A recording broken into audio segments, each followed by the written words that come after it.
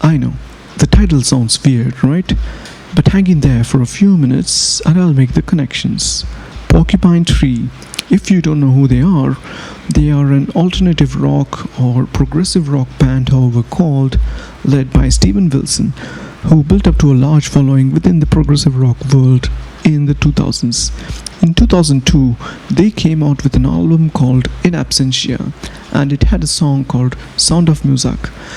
The chorus of the song goes, "One of the wonders of the world is going down. It's going down, I know. It's one of the blunders of the world that no one cares enough." Remember, this was 2002.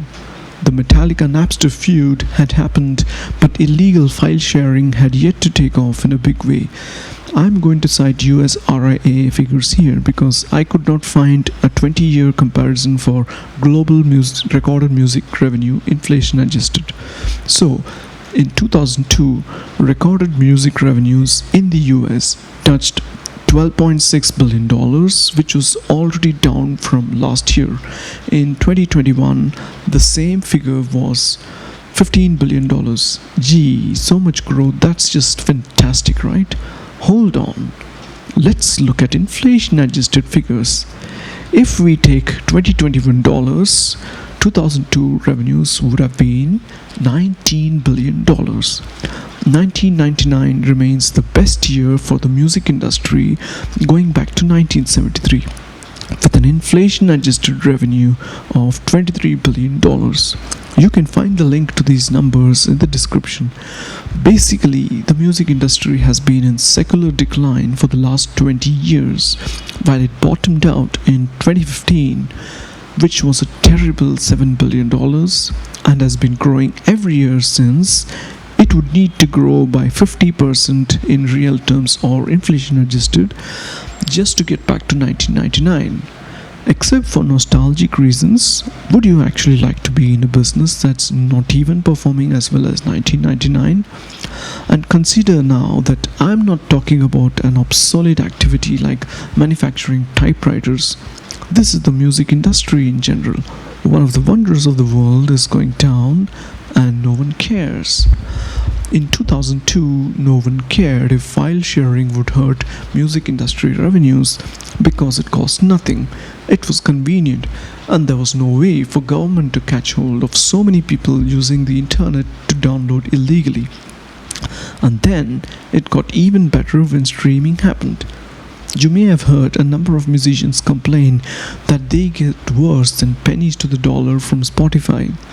But you get all the music you need for $10 a month, so why would you care? In India, it is as low as 119 rupees, which is not even $1.50. It's super convenient for us as consumers.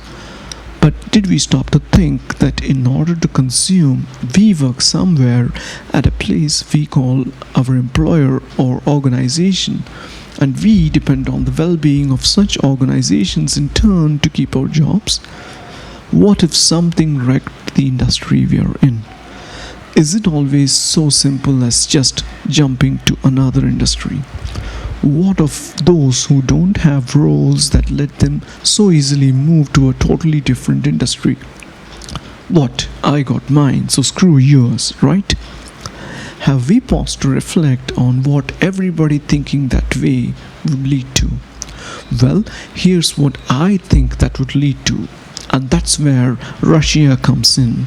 Today, the world is horrified, and rightly so, by the Russian invasion of Ukraine. Especially if you happen to live in Europe or the US, you may be forgiven for thinking that war was a thing of the past, because you're pretty far away from Vietnam, Iraq, Afghanistan, Libya, Yemen. Oh, did you know that India fought 4 wars against Pakistan from 1947 to date? And that's without counting frequent conflagrations along the border. But anyway, back to Russia. When you react to the Russian invasion as if it is an absolute black swan event, a shocking aberration, you ignore what happened to Russia after the end of the Cold War. Now, this is not in any way to justify their invasion of Ukraine, but we need to understand what kind of forces were unleashed by the end of the Cold War. Forces which are not limited to Russia. As you know, with the end of the Cold War, the satellite nations broke away from the Soviet Union, which now became the Russian Federation. The new leadership in Russia decided that they would need to implement drastic free market reforms to ensure that communism never returned. The fact that the short-term impact of such reforms would be absolutely devastating to millions of Russians did not figure in their calculations. The result was that between 1990 to 1995, Russia's GDP shrank by 50%. Yeah, 50%. So it was like if we all had no option but to work in the music industry, even as it collapsed. Assets built by the Soviet state were broken up and sold off to oligarchs friendly to the leadership, particularly Yuri Luvkov. It was not until 1999 that a period of sustained economic growth began once more in Russia. And who was the president of Russia by now but Vladimir Putin? There is a much more nuanced view on the transition from Yeltsin to Putin, but in this video I will not delve into that. Let's just say that for now, like the music industry in the 2000s, Russia was in staggering decline for a whole decade, and it took until 2004 for the GDP of Russia to pass its 1990 level. Can you imagine living in a country like that? Well, maybe it's time to expand your imagination. And before I explain why, let me introduce a few more characters involved in the Russian mess. You see, having operated under socialism for more than half a century, Russia needed a blueprint to switch to capitalism, and this blueprint was provided by American economists who advised Russia on how to implement economic reforms. For this purpose, Larry Summers, then serving in the Bill Clinton administration, set up a project through the Harvard Institute for International Development to provide advice to the Russian government. Jeffrey Sachs and Joseph Stiglitz also provided advice to the Russian government. And while it's true that the Russian government did not implement many of the safeguards that they had recommended, they did in essence desire drastic rather than gradual reforms. Now, at the same time as all of this was going on, a nation that considered itself non-aligned but which was regarded as a Soviet ally by the West also had a forex reserve crisis and needed a bailout from the IMF. It had to liberalize its economy and remove licenses and import restrictions as a precondition of the bailout. However, it implemented gradual rather than drastic reforms, and in 2002 it has emerged as the fifth largest economy in the world, surpassing the United Kingdom. The nation I am talking about is India. So there was an alternative approach which was not tried out in Russia for whatever may be the reasons. One reason I can think of is corruption. I quote, two high-ranking functionaries in the Elston pre-election headquarters were seized with $500 million of cash that they had been carrying out of a government building.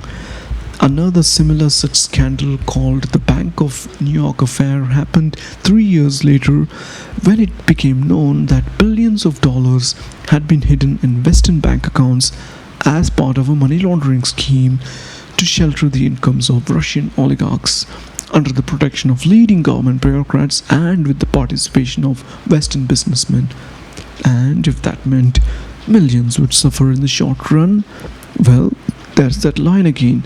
I got mine, screw yours. And with that, I come to the UK. The economy of the UK is lately in the news for all the wrong reasons. This has sort of become a pattern post-Brexit, but now the trend appears to have dramatically accelerated. UK Prime Minister Liz Truss' proposal for sharp tax cuts for the super rich without a concrete roadmap to fund them spooked the markets, coming as it did at a time of high inflation. And I don't just speak of the stock markets, the bigger and more worrying bloodbath is in the bond markets. This week, the UK 10-year bond yield hit a 14-year high of 4.6% before coming down a touch to 4.2%. Now, why is this bad news? Well, the yield rises in inverse relation to demand for bonds. When investors have less confidence in the long-term growth prospects of an economy, they are less inclined to buy a long-term bond instrument, that is the 10-year bond. So, a rising yield on a sovereign bond essentially means investors want a bigger discount on these bonds to buy them. There are a number of other grim indicators when it comes to the UK economy. The pound sterling is valued in a range between 1.08 to 1.13 to the dollar. At the start of the year, it was 1.36. In 2007, it was 2.02.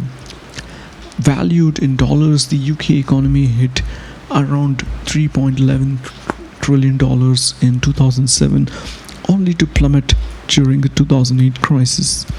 After recovering to 2.96 trillion by 2014, it began to slide again as David Cameron embarked on an austerity program. It hit 3.19 trillion in 2021 and would be expected to grow further but for the prediction of a worldwide recession. So again, in essence, you've had a country struggle for nearly 15 years to get back to its pre-meltdown GDP level. The reaction to Liz Truss' mini budget was one of outrage and contributed to a panic sell-off of bonds. But really, for the last 10 years, the economy has stagnated and periods of slow growth have been offset by mild contractions. The last 10 years have also seen relentless cuts to public spending. The size of government expenditure actually fell from 2010 to 2014. In 2021, it had increased by 15% from the level of 2010, and at roughly the same time, private consumption has dropped from 10% from 66% in 2013 to 60% in March 2022. Now, why exactly is the government squeezing public expenditure at a time when private consumption is already under the squeeze? Because they don't care. Simple. They may collect your votes to win an election, but they're only loyal to a band of wealthy donors. And those wealthy donors don't care whether or not you're able to keep your head above the water. They want their tax cuts. They want more money in their bank account. And as long as they got theirs, screw yours. And this isn't a movie that's only going to play out in Russia or the UK. It's coming sooner or later to any economy that follows the principle of stripping more and more public assets to fund lower and lower tax rates. It's not as if this philosophy is bad anywhere and everywhere and at any time. If you don't exercise fiscal discipline at all, you will end up like Sri Lanka. But you can run government on the basis that you want to create a larger pie with a bigger share for everyone, not enlarge the pie of the super rich at the expense of everyone else.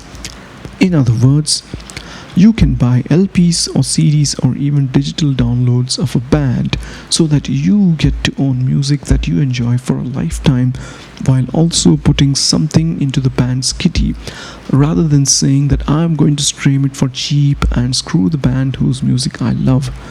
So, what's the upshot of all this?